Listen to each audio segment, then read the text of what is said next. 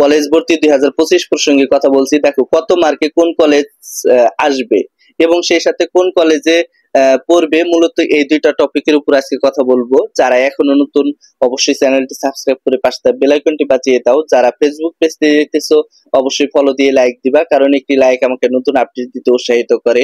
তো শুরু করা যাক। দেখো কত মার্কে কোন কলেজ আসবে। এখন ঢাকার মধ্যে যে কলেজগুলো আছে, বিকারুন্নেসা আছে, ঢাকা কলেজ আছে, মানে ঢাকা সিটির ভিতরে কিন্তু অনেক অ্যাভেলেবেল কলেজ আছে, সুন্দর কলেজ আছে, ভালো মানের কলেজ আছে। রংপুরের মধ্যে অনেক বিভাগীয় পর্যায়ে ভালো কলেজ আছে, দিনাজপুরে আছে, কিংবা তোমার বরিশালে আছে। মানে বাংলাদেশের প্রত্যেকটা বোর্ডেই ভালো ভালো কলেজ আছে। কিন্তু সব কলেজে কি সবার ভাগ্য জোটে? সবাই কি চান্স পায়? পায় না। কিন্তু তোমাকে তোমার পয়েন্টের উপর কলেজ চয়েস দিতে হবে এবং তোমার কোন কলেজ আসবে এটা তোমার পয়েন্টের উপর নির্ভর করবে। এখন তুমি 3 পয়েন্ট পাইছো, সেক্ষেত্রে 3 পয়েন্টের যে কলেজটা ওই কলেজ চয়েস দিবা। 2 পয়েন্ট পাইছো সেই কলেজ চয়েস দিবা।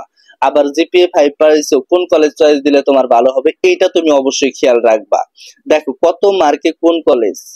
দেখা যায় যে বিকারুন্নেসা যে ঢাকার মধ্যে যে কলেজটা, সেটা 1215 মার্কের বেশি পেতে হয়, তাহলে কিন্তু সেখানে চান্স পাওয়ার সম্ভাবনা আছে। তাহলে এই মার্ক কিন্তু তারা হিসাব করে যে মানে আমরা এত মার্ক থেকে এত মার্কের মধ্যে সীমাবদ্ধ রাখবো।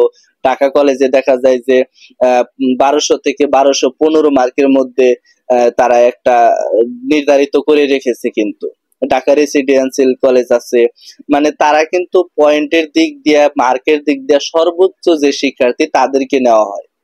এখন তুমি একটা মেধাবী, অনেক মেধাবী শিক্ষার্থী, তোমার ঢাকা মানে ওই বিকারুন্নেসা কলেজে পড়তে হবে এমনটা নয়। তুমি তুমি অনেকটাই দুর্বল, দেখা যাবে যে তোমার গ্রামে অনেকটাই ভালো মানের একটা কলেজ আছে, সেখানে পড়তে পারো, কোনো সমস্যা নাই।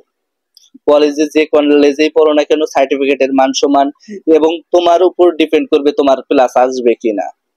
তুমি প্লাস করতে চাও সে অনুযায়ী পড়াশোনা করো, দেখবে যে আপনা আপনি প্লাস চলে আসছে। মানে তোমার একটা রুটিন থাকতে হবে। রুটিন যদি থাকে তাহলে দেখবা যে 100% তোমার ভালো রেজাল্ট হবে।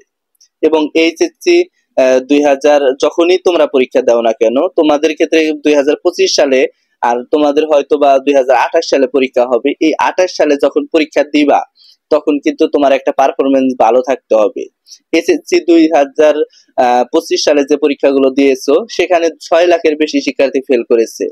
দেখো 6 লাখের বেশি শিক্ষার্থী ফেল করেছে, আর এই 6 লাখ শিক্ষার্থী তারা কিন্তু ভর্তি হতে পারতেছে না, তারা চাইলেও কিন্তু ভর্তি হতে পারতেছে না যে পর্যন্ত তাদের রেজাল্ট পরিবর্তন না হচ্ছে বা 2026 সালে যে পর্যন্ত পরীক্ষা না দিচ্ছে।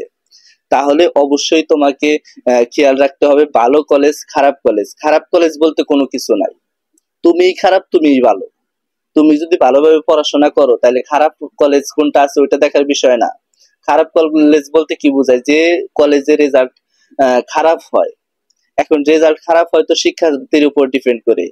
শিক্ষকরা তো চেষ্টা করে যে আমাদের কলেজে যেন 100% পাস করে, 100% এ প্লাস পায়, এইরকম কিন্তু চিন্তা ভাবনা করে। আমরা লক্ষ্য করেছি এসএসসি 2025-এ ওই নাসিমা কাদির মোল্লা 320 জন প্লাস করেছে। এই 320 জনই স্টুডেন্ট ছিল। তাহলে দেখো সেখানে তাদের পড়াশোনার মানটা হয়তো বা ভালো ছিল, তাদের পড়াশোনার একটা পরিবেশ ভালো ছিল, তাদের পড়াশোনার ক্যাটাগরি ভালো ছিল, শিক্ষকরা ভালোভাবে পড়াশোনা করাইছে, হয়তোবা তার কারণে তাদের সবারই প্লাস আসছে। আর সেখানে পরিবেশ ভালো হওয়ার কারণে শিক্ষার্থীরা 5000 পরীক্ষা দিলে সেখানে যদি 320 জন পরীক্ষার্থী নেয় বা শিক্ষার্থী নেয়, সেখানে তো ভালো করবেই। এখন ভালো মন্দ সমস্ত কিছু তোমার উপর ডিপেন্ড করবে, তুমি কোথায় ভর্তি হবা কোথায় ভর্তি হবা না।